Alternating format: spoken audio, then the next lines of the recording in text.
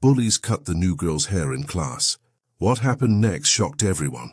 Before we dive in, tell us your city or country in the comments. And if you like stories of courage, don't forget to subscribe for more powerful moments. It started with whispers. A few giggles passed between desks. Hidden glances traded quickly. The new girl sat quietly, unaware of the circle tightening around her. She looked different, acted different, and that alone made her stand out.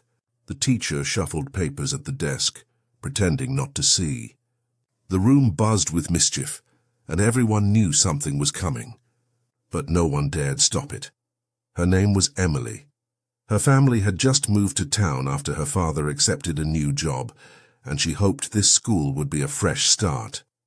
Emily was quiet, polite, and hard-working, always finishing her assignments early and never causing trouble.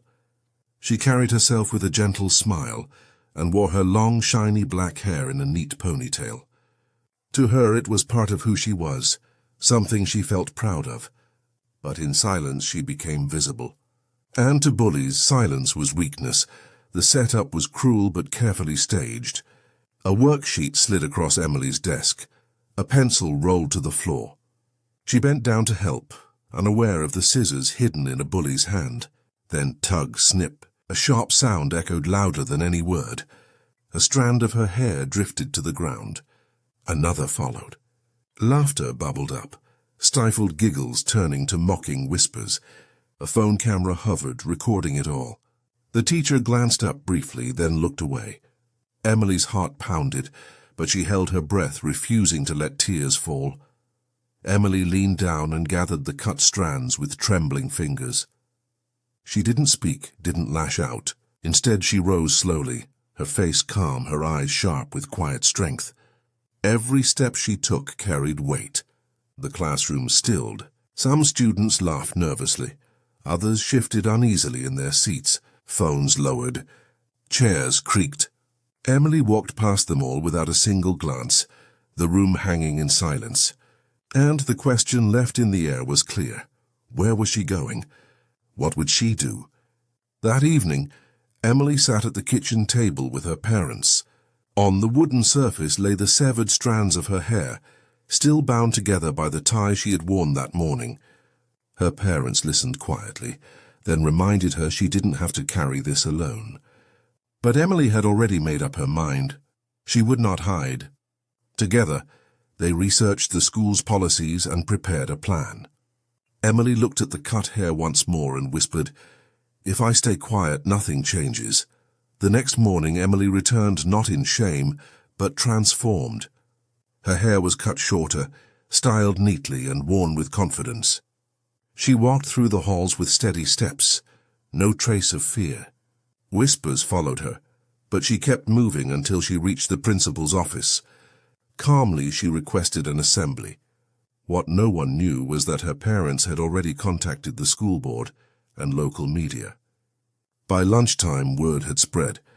Students buzzed with curiosity, and news vans lined the street outside. Suspense filled the air.